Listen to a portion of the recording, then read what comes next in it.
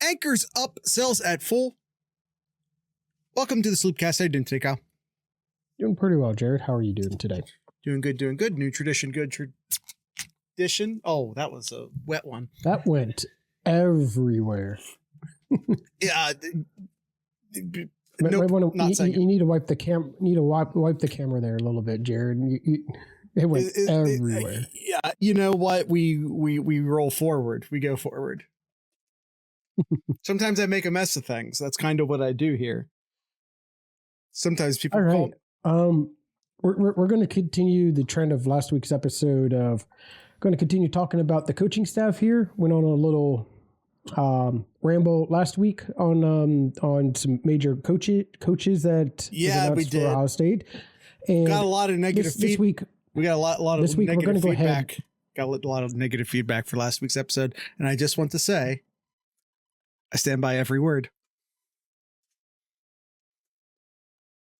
And this week, we'll go ahead and talk about the rest of the coaching staff here, filling in all the holes here from the analysts to coaching assistants, and we'll cover the rest of them here, which there's two. We got two here, so we'll go ahead and get right into it. So first one, Charlie Dickey. He's going to be part of the offensive line. Senior analyst here. Actually, both of them here. Actually, both Charlie Dickey and Marcus Johnson joining Ohio State as senior analysts for the offensive line here.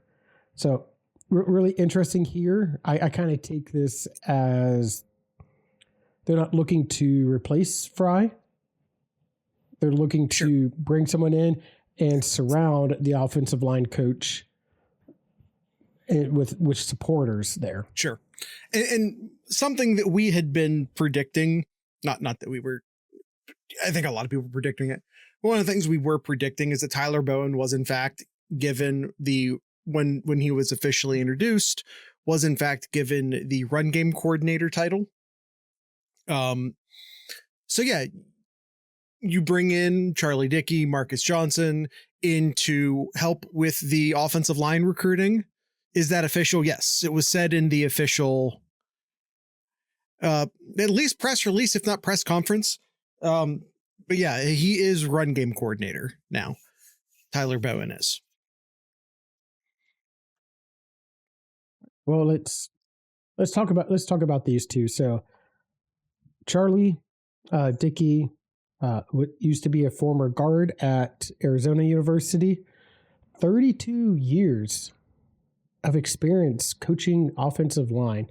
Yes, sir. All the way from Arizona for most years. of the 90s to Washington and Utah in the mid 2000s, Kansas State for about 10 years, and recently at Oklahoma State for the past 5 years. The other OSU. Not the other OSU, but the other OSU. And they'll also bring in Marcus Johnson. Marcus Johnson, also a former guard. He played at Ole Miss, played an additional 5 years in the NFL, has been the offensive line coach for Duke, Mississippi State, Missouri, Purdue, has about a 2-year stint at each of those universities.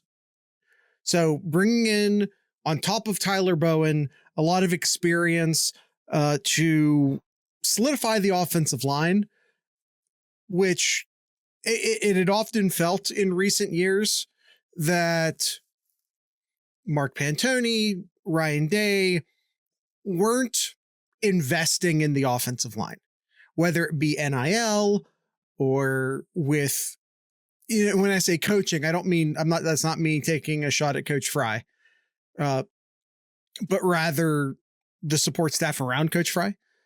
So you have a situation, to me, it looks like, bringing in a couple top flight offensive tackles through the transfer portal, getting Tyler Bowen, surrounding Tyler Bowen with Charlie Dickey, Marcus Johnson.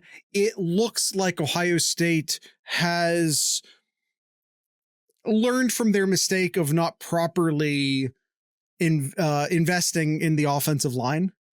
And I want to also like say this because we're going to talk about recruiting a little bit later in the show. We're going to talk about the offensive line room that's returning a little bit later in the show. But you look at this core group of offensive line coaches, and I think it's going to be very easy for people to, especially once we get into recruiting, if/when the offensive line recruiting gets better, because I'm very optimistic that it will, there will be a lot of people to say Tyler Bowen fixed what Coach Fry, couldn't do. He fixed the offensive line recruiting. And I want to say that I don't think, and people will say it, I don't think it's true.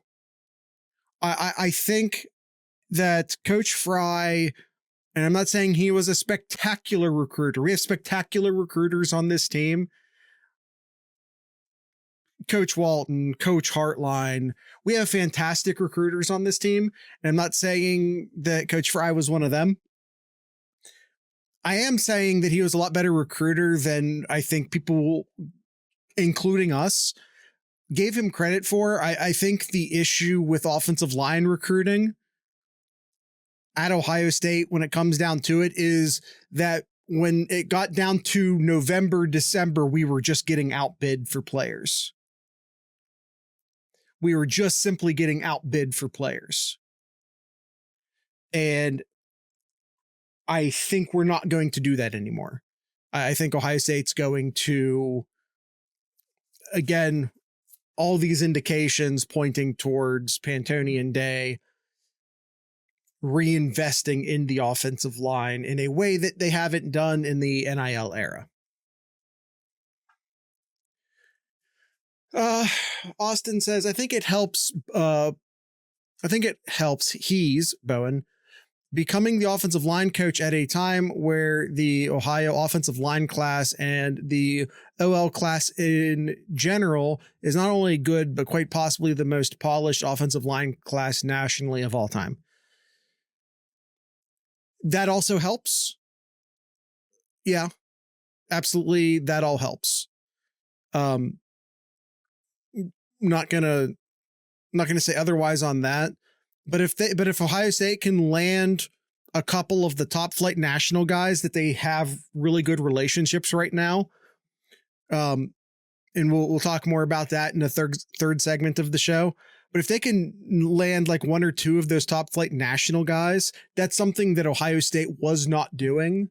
Now, if they just build and they could, by the way, the 2026 recruiting, the 2026 graduating class of offensive linemen, strictly in the state of Ohio, you could build an entire recruiting class around it, and I'd be fine with that.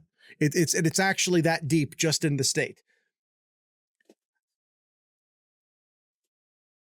And it could be number one nationally. It's stupid. Yeah, it's a solid group of kids right in the state of Ohio. Now, if instead of just bringing in 6 kids from Ohio, which again, they could do, and I'd be happy with it. But instead of doing that, if they got the top 4 kids from Ohio and then added one of the best tackles in the country and one of the best guards in the country on top of those 4, those are two separate things, both incredibly successful. But one thing's like even it's heads and tails above the other.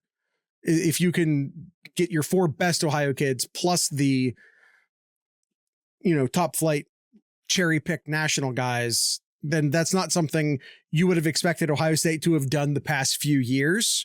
And I was about to say under Fry, but again, I really want to de-emphasize like under Fry because I do not fully blame him. Esquire says, also Fry wasn't casting a wide enough net. Maybe he was hamstrung by the money in that, but those would be two separate things. I think not casting a wide net is something Ohio State in general does. Ohio State is very selective in who they hand out scholarship offers to. And even more strict than that, UCLA, where Coach Fry came from, were even more strict about who they handed scholarship offers to. Which makes a little bit more sense for your Ohio State. But when you know you're getting outbid, kind of needed to pivot. That's fair. That's fair. I don't know if they knew they were going to get outbid. Might be the, I don't know if they had the offensive line budgeted correctly, is what it boils down to.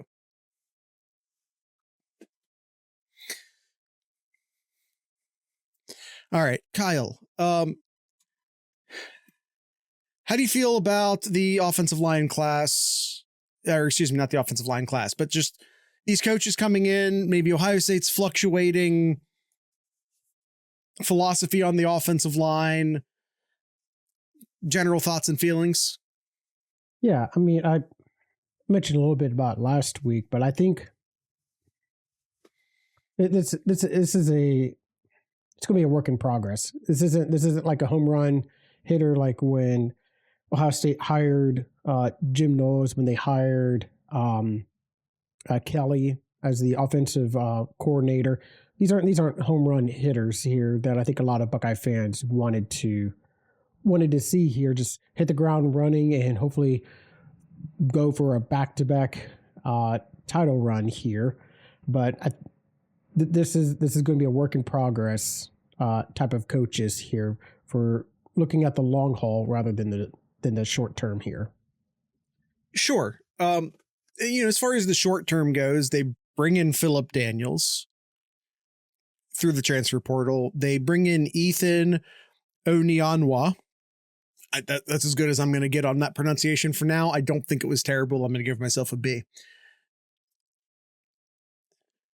Jared, that was pretty good. Okay, maybe a B plus. So you plug your two immediate needs at both the tackle positions via the portal. The wah needs to be smoother. Nope, not going there. So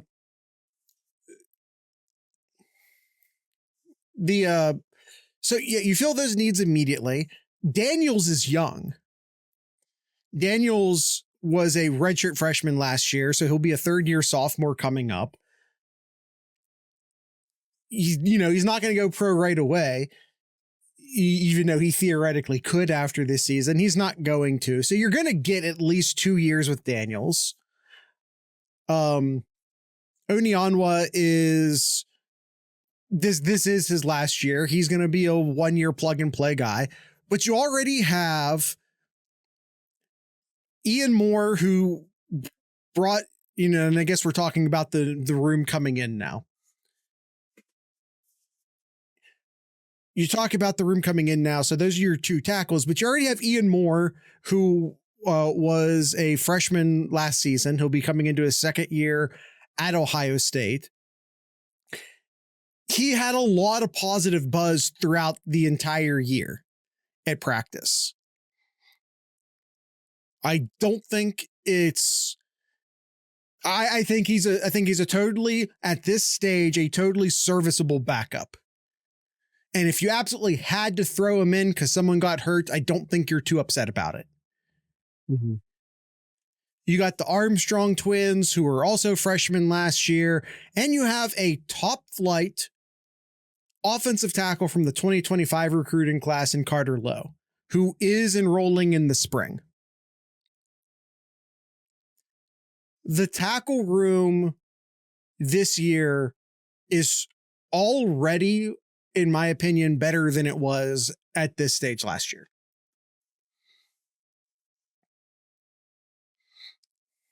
Are we going to have depth it can't be? I mean, it's a talented room, but you don't have experience past the two starters.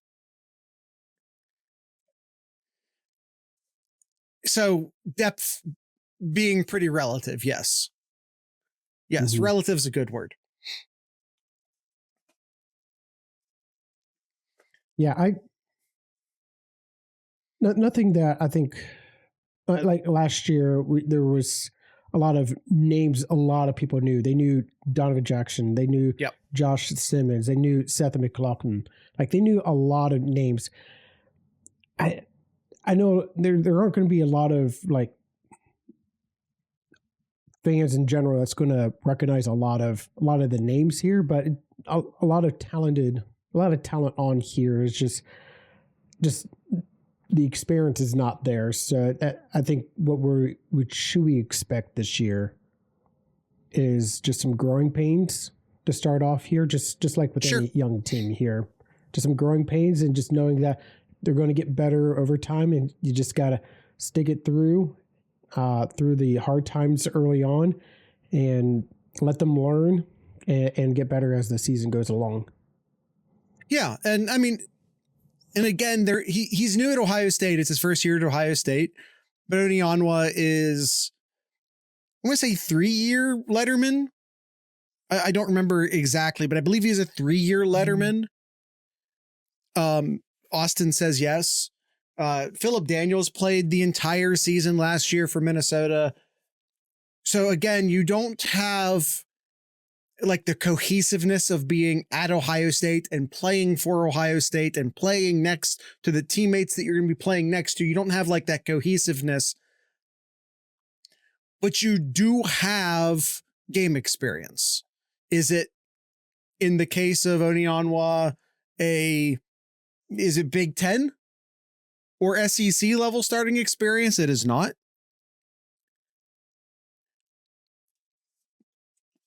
But it's starting experience nonetheless. He started at right tackle for 2 years and then left tackle for a year. So yeah, this is Onyenwere's 4th year starting in major college football. Only 1 sack last year. 1 sack on 350 pass blocking snaps. Yes. So my point is that, again, you do have experience. It's not cohesive experience. It's not experience as a unit, but it is experience. And again, Phillip Daniels, full year starting at Minnesota, going to come and play right tackle for Ohio State. And you have 4 good bodies behind those 2. None of them have any experience to speak of. That's unfortunate. But they're all young, they're all talented. And I wouldn't feel terrible if you had to move Ian Moore or Carter Lowe into the starting lineup, especially if it's later in the season.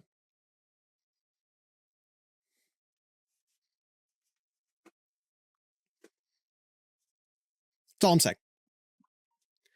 All right. So talked about the new coaches coming in, talked about the tackle room coming back. Let's talk about the interior guys coming back. Before we do that, let's take a quick ad break. Nope, almost clicked on the wrong thing. There we go. Everyone, please visit thesloopcast.com. At thesloopcast.com, you can find a bunch of links that take you to all of our other things. That's just a landing page. That's what it does.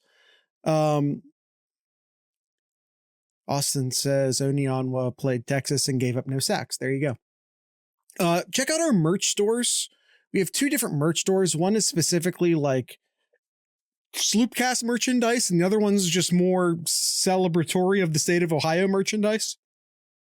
The Sloopcast stuff can be found at merch.thesloopcast.com, and the Ohio stuff can be found at 7071, like the interstates, 7071.thesloopcast.com.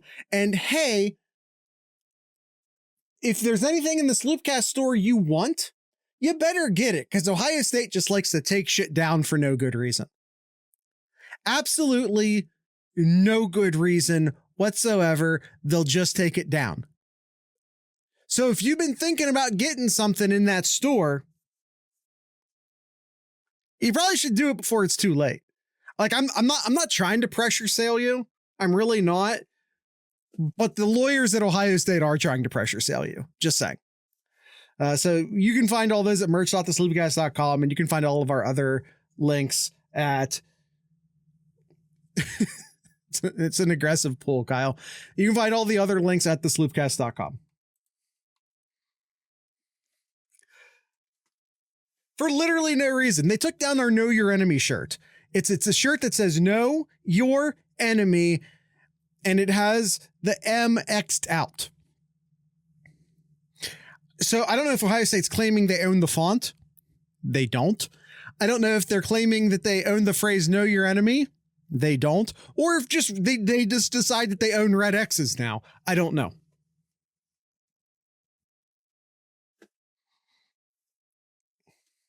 Anyway, Kyle, let's talk about the interior room coming back.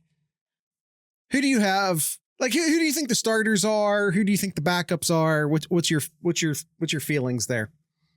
Great question. I feel like the line, they're all offensive linemen, Kyle. The guards, the interior, I think is a lot more names people recognize than the tackles here. Tegra, for sure. I think anybody listening to this podcast for a number of years, we've talked about Tegra for a long time here. Carson Hinsman, another name. Actually, almost all of these you've heard of. Tegra, Carson Hinsman, Joshua Padelier, Austin Seierveld, Luke Montgomery. Heard all of those as well. Sorry, Joshua. Padilla, Kyle. Padilla, I believe it's Padilla. I gotta zoom in here. I gotta move my glasses a little bit further up there. Yeah. So as far as starting your starters, I think Hinsman. I think I would start with Hinsman here. Your center here. He's played center here and there the past couple of years at Ohio State here. Luke Montgomery, I think, is your obvious left guard for me. And then the right guard, I would say Tegra would be my opinion. Yeah, I have Seierveld at left guard, Hinsman at center, Tegra at right guard. But honestly, I'm not going to die on that hill.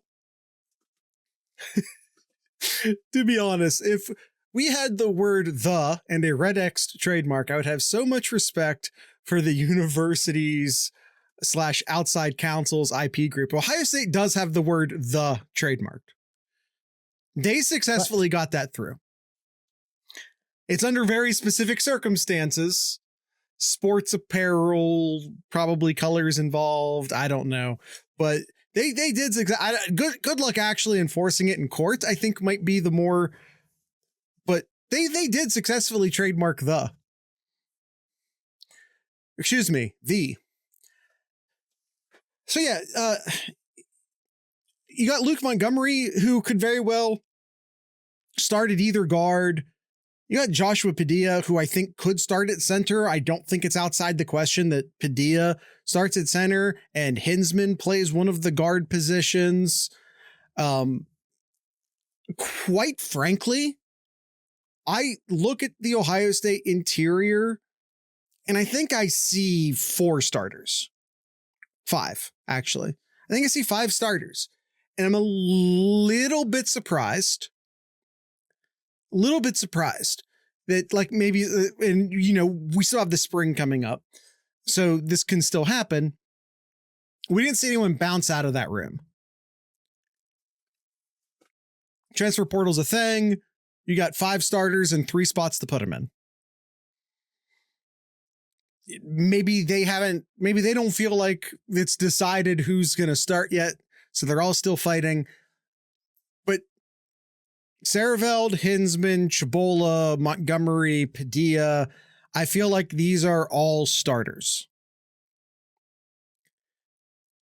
And it's actually kind of crazy because I felt like last year, we had like 5 guys and to start, and we are confident in like 3 of them. And we kind of could patch together 2 more starters. And then we were just, what the hell? I don't know as far as the backups went. So, Kyle's like, it's going to take some time to turn this around. It's going to take some time to turn this around. Quite frankly, I feel like they've already got a pretty decent start turning it around. Mm-hmm. I think they're starting from a better place now than they were at this time last year. Honestly, I do. Transfer portal is still a thing. You can lose players. But as of right now, especially if we're including depth in the conversation and not just the starting 5, because we're talking just the starting 5, maybe last year was better. We can have that conversation. If you want to have that conversation, we can have that conversation. But if we're talking full depth, if we're talking the full offensive line room, this team is much better. This offensive line room is much better than it was last year. Austin says he thinks they stick with interior rotation. I could see them rotating a bunch. I know they did that in the playoffs, and obviously you're not going to argue with the results of the playoffs.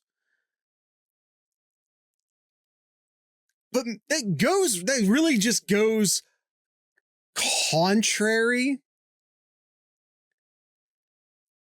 It goes contrary to everything we think we know about the offensive line. Just saying. Where that's supposed to be like the one place you're not supposed to rotate. You're supposed to build continuity and yada, yada, yada. But hey, conventions are sometimes challenged, and I guess we'll see what happens. Mm-hmm. Question: does Ohio State own Xing either red or other color over the letter M? Answer: no. I know. It was a rhetorical question, Kyle. It was Ohio State. Leave our t-shirt store alone, please. Thank you.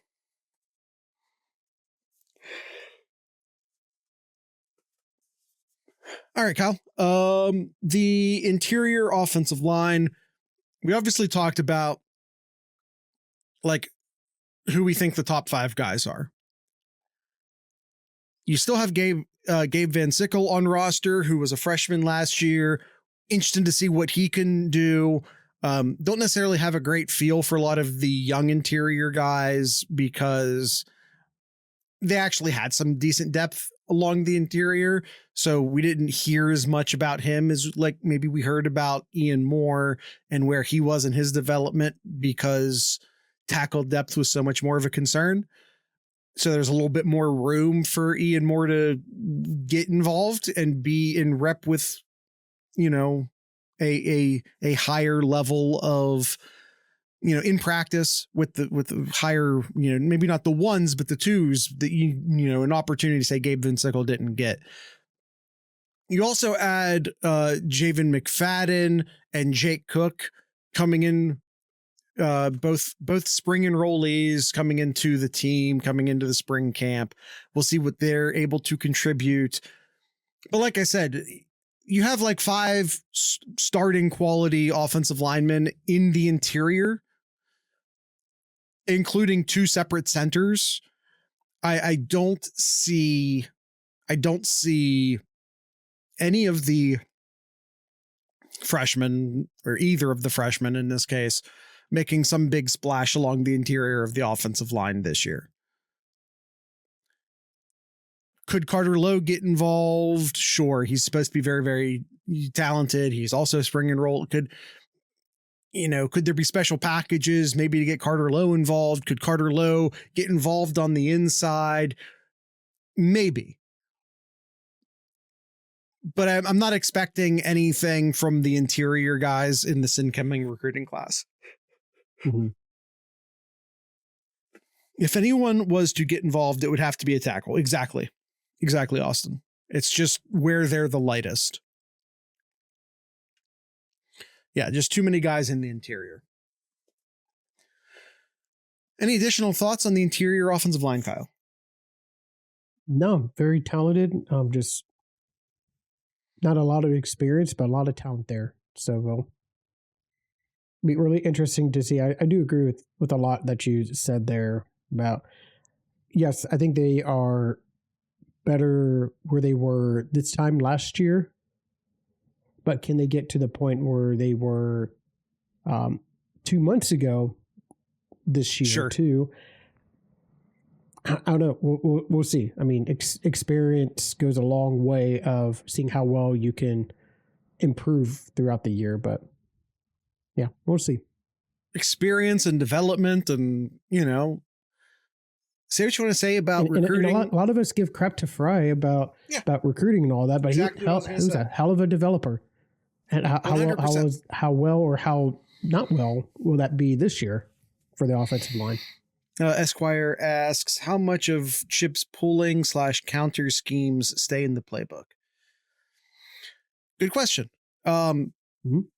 That's so the question is, how much of what Chip Kelly was doing is going to trickle down into Brian Hartline's preferred ways of doing things?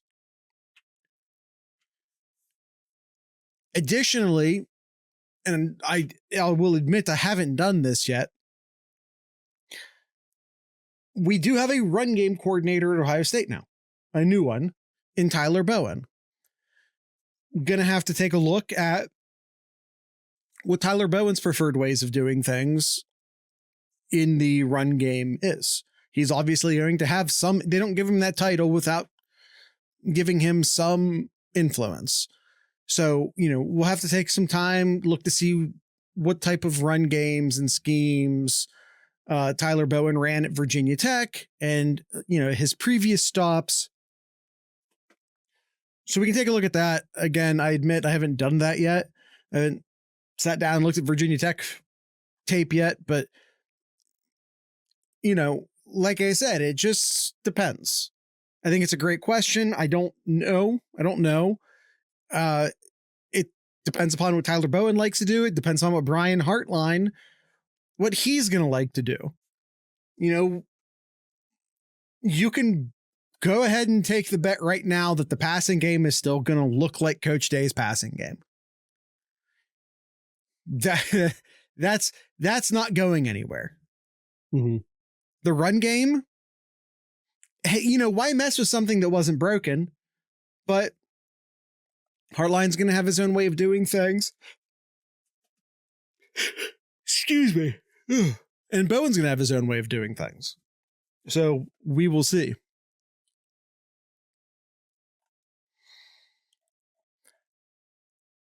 You do have a better line now, but they aren't better zone blockers. Well, I mean, I think that's yet to be seen. I don't know if we know that yet. All right. I'm thinking just the interior. That's fair then. Yeah. Okay, Kyle. Let's talk. So we've talked about the coaches coming in. We've talked about the players currently in the room. Let's look at recruiting. Well, let's take a look forward. Let's talk a bit about this 2026 class coming in. I don't think we're going to take the time to jump into the 2027 this episode. There's no reason to make this a marathon long episode. But let's take a look at the recruiting. And I don't know, Kyle, you want to start? Let's start with the interior guys. We were just talking about guards. Let's keep talking about the interior guys. Let's see what we got. Where would you like to start with the interior guys? I'd like to actually talk about the Ohio kids first here. So I think the two interior ones that a lot of people know who follow recruiting is Maxwell Riley and Will Conroy. Maxwell Riley, heavily favored to go to Ohio State right now, out of Avon Lake. One of the best interior linemen in not just in the state of Ohio, but in the country too. Currently, per the On3 rankings here, the 9th best interior offensive lineman in the country. That On3 proper or On3 industrial rankings composite? I believe if I click on it, it's the composite. It's the industry. Yeah, I think Maxwell Riley is an absolute must get. I don't think you can miss on Maxwell Riley. I think you have to get him to stay home. Mm-hmm. Straight up. Conroy is more of a development type of player. I think he could come in and maybe do well. Maybe just we'll see. But I think he's more of a project type of player, but definitely one that I think Ohio State would like to have to keep in state, but is heavily to go to Oklahoma currently. His recruitment's been an interesting one to watch. I'll say that. I feel like his recruitment's going to go on for a minute, regardless of what is said publicly. I'm not completely confident that he ends up at Ohio State for reasons I'm not going to get into at the moment, but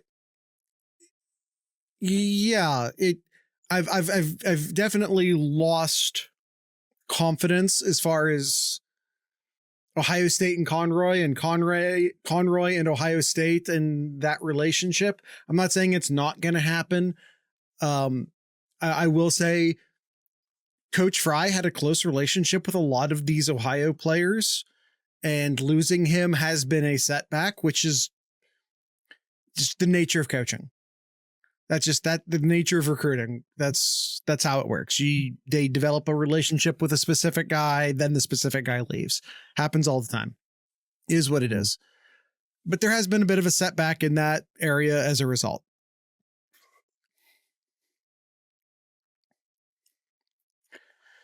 Do you want to stay with the Ohio players or do you want to stay with the interior players? Yeah, we can just stay with the Ohio players here. Okay. So some tackles here. Sam Greer. Yeah. Kind of like with Max Riley. I think Greer is almost a must get as well too. One of the best tackles in the state of Ohio. Yep. Adam Guthrie. Yeah. Is another player here, but he's heavily going out of state currently right now. And then Landry Breed, also a top tackle in the state of Ohio. Well, not one of the top, but a candidate that Ohio State is targeting. Yeah, Breedy's a development player for sure. Here's my thing. If we're going to go from it is a known. Everyone knows who knows anything about anything in regards to evaluating football players. The most, and it's not up for question. It's not up for debate. Ask anyone who knows. They will confirm it for you. The most difficult players to project to the next level, whether it be from high school to college or college to the NFL, the most difficult players to scout, the most difficult players to evaluate, the most difficult players to project are offensive linemen. Period. That's it. So if we're going to go from 85 scholarships to 105 scholarships, which is what we're doing apparently. So all of a sudden you have 30 additional scholarships. And I'm not saying you use them all right away, because I don't think that's a good idea. But I would start investing a lot more scholarships into the offensive line. like an inordinate number of those additional 30 scholarships, I'm putting directly into the offensive line. Cast a wide net because that offensive line program. Yeah, cast a wide net for the offensive line because you just kind of never know who's going to turn out. You just kind of never know who's going to take that next step. It is, like I said, a near impossible group to evaluate and project to the next level. Mm-hmm. Cast a wider net, bring in more offensive line bodies. Because you just never know just look at Phillip Daniels.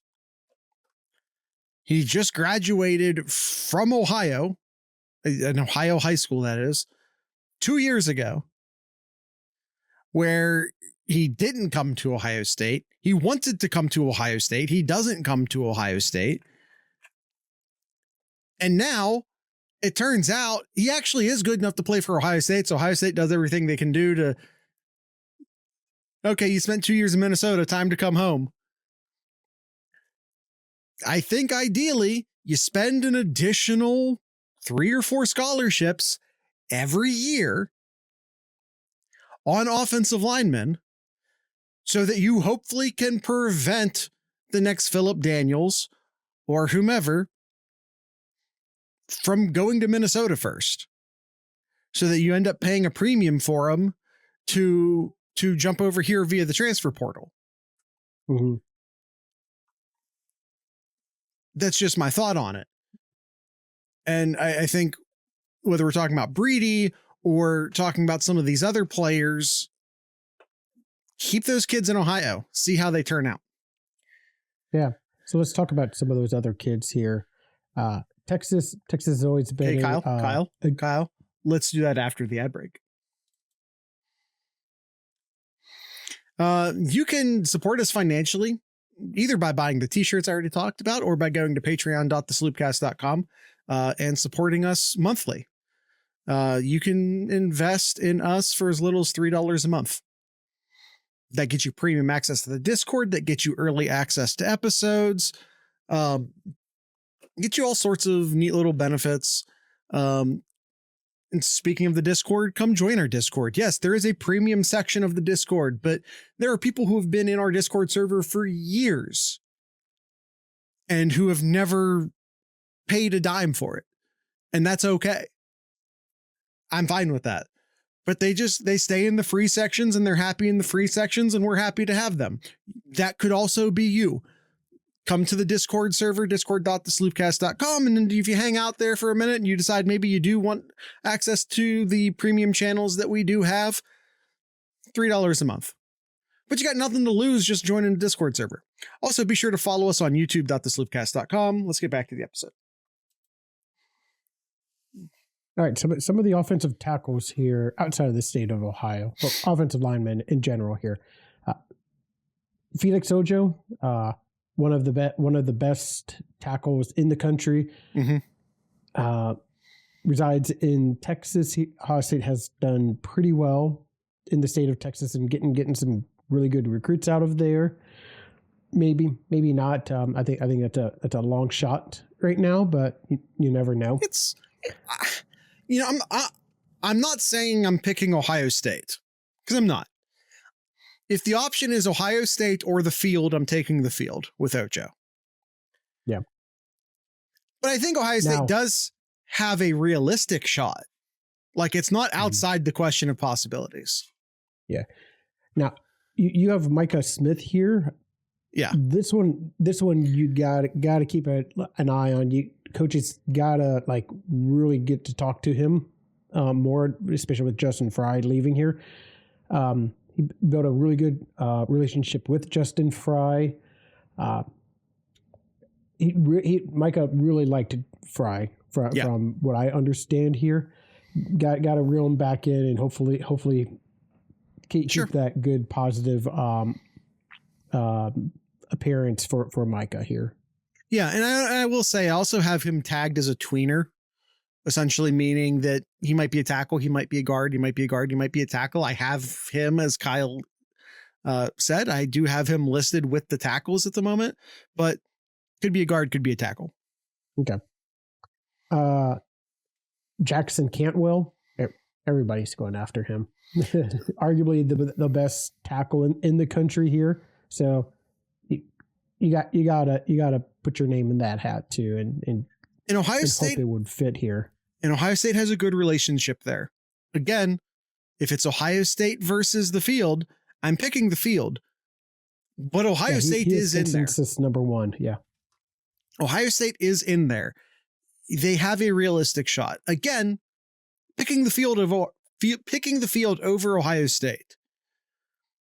But Ohio State does have a good shot. All right, and the other ones here, we got Emmanuel. Good luck, buddy. Yeah, good luck. You got to try, though. Resides out of Maryland here. Actually, the second best tackle. So we talked about Jackson, and now we talk about Emmanuel. Number one and number two tackles in the country here. Along with Ojo. Like Emmanuel, or like Jackson, you got to put your name in the hat there. Again, Ohio State has a good relationship here. I'm picking the field. If it's Ohio State versus the field, I'm picking the field. But, and this is where I'm going to take my, this is where I'm going to plant my flag. I believe Ohio State will get one of those three top flight out of state tackles that Kyle just talked about. Ojo, Emmanuel, or Cantwell. I believe they get one of them. That's not a flag plant. It's a nice statement, but not a flag plant. Fair. All right. And the last one Jared has here, I haven't really looked into. I had to pull his name up here. Evan Goodwin out of Arkansas.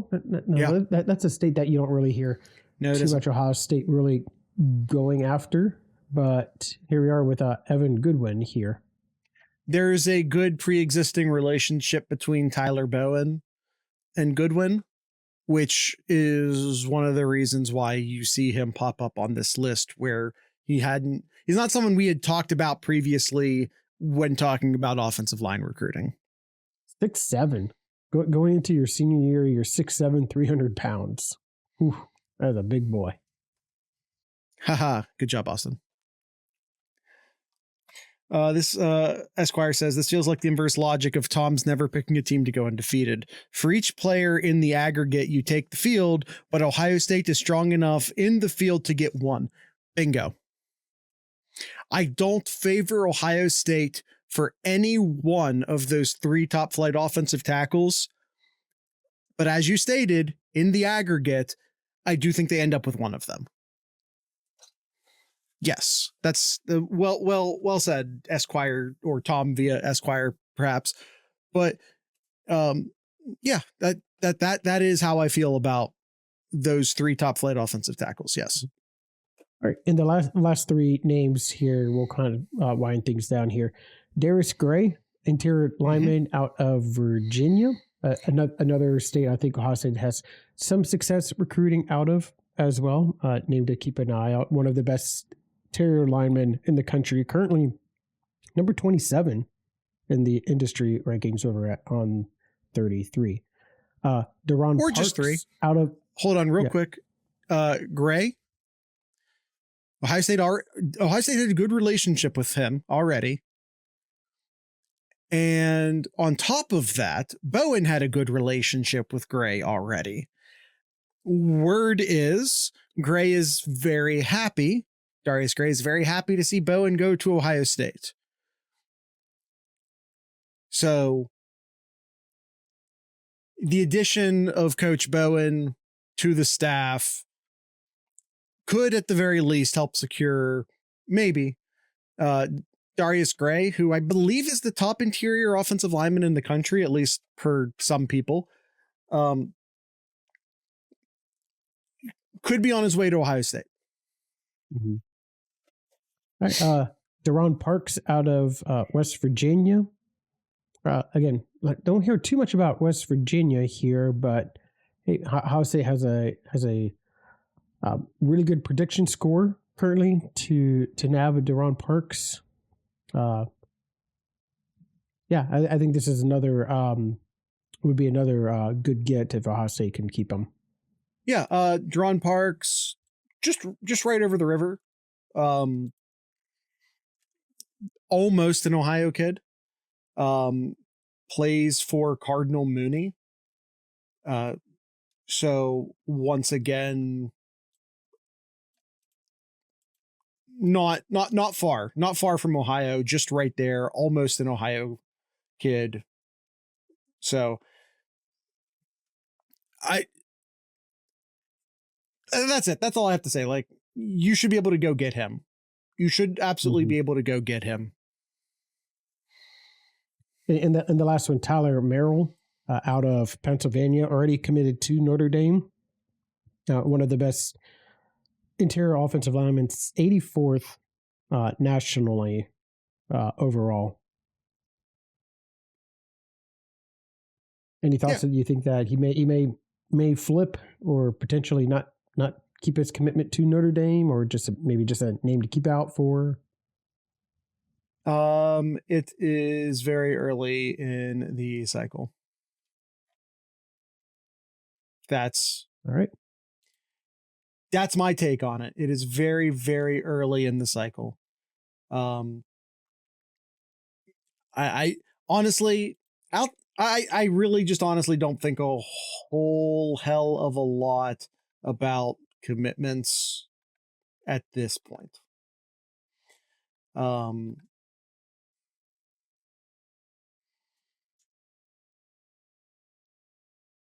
Hold on. Played for. Hold on. I was looking up something for about Deron Parks. I was looking to see specifically what. I guess he's gone to Florida. Cardinal Mooney I was like, wait a minute. Cardinal Mooney's Youngstown. That's not West Virginia. So then I decided to look it up because he was in West Virginia. So I looked up his 24/7 profile. Multiple Cardinal Moonies. No, I agree. And you're right.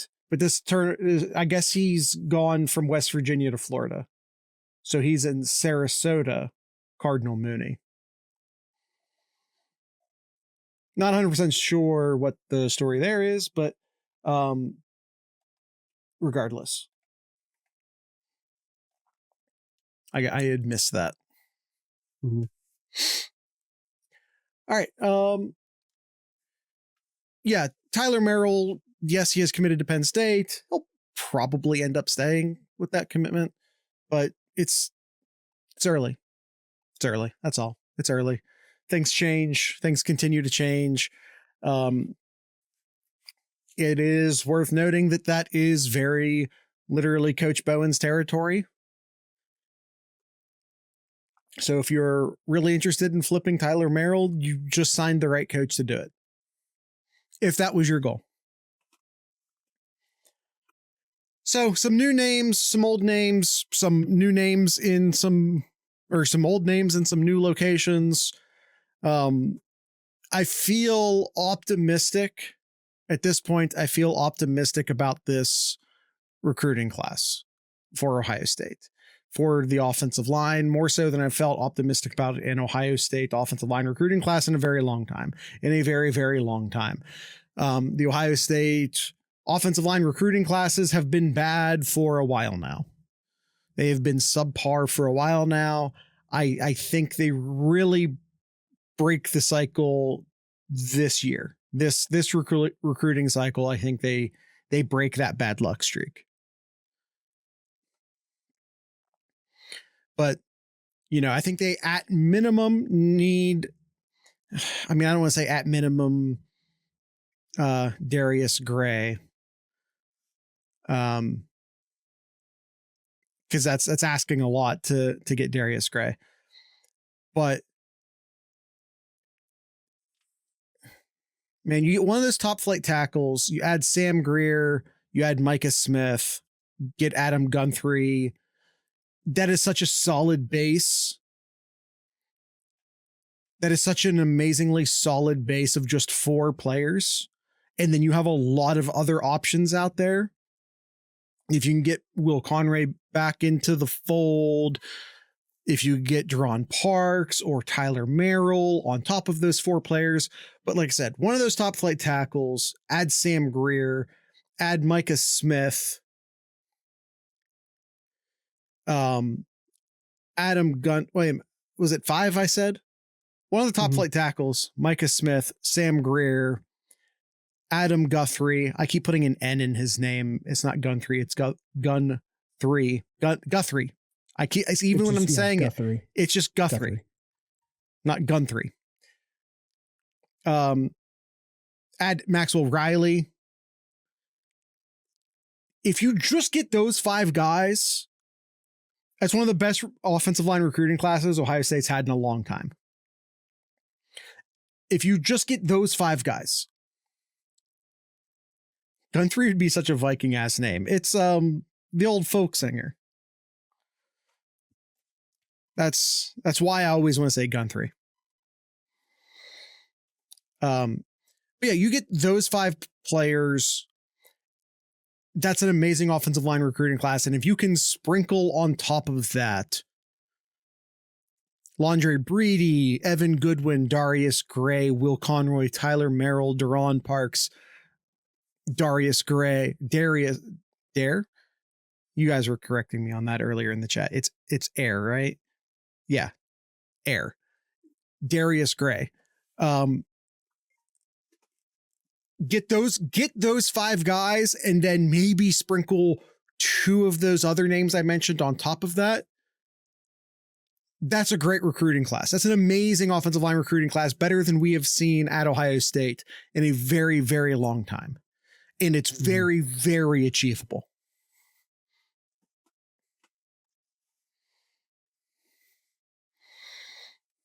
I was pronounced, I'm just gonna be real with y'all. I was doing it like Darius Rucker, which now that I say it out loud is actually the same. So I don't know what the hell I was doing. All right. Anything else, Jared? Anything else before we wrap it up? Nope. Let's end the episode before I contradict myself again. And do you have anything in Kyle's corner? Yeah. How about the Columbus Crew? Christmas was Saturday. We're back, opening baby. Up the season. Open up season 4-2 victory over Chicago. Rossi had a pair of goals and Russell Rowell had a goal. Definitely a lot different team than what we saw last year, losing a couple of really key players, including Cucho as well. So, yeah, on Goosebumps night. Yeah, I love the jersey. Love the jersey that I saw there. A lot of firepower here, but the defense still concerns me here early on in the season. But hey, you get that first win in your pocket there to start the season. You'll take that. Absolutely. You really want to bring down the mood and talk about the basketball team? What basketball team? Okay. Wait a minute. Time out. We just got an amazing lore drop from Buckeye Esquire in the chat. R.L. Stein spoke at my wife's commencement. Nice. College commencement. I like how I hyped it up, then shat on it.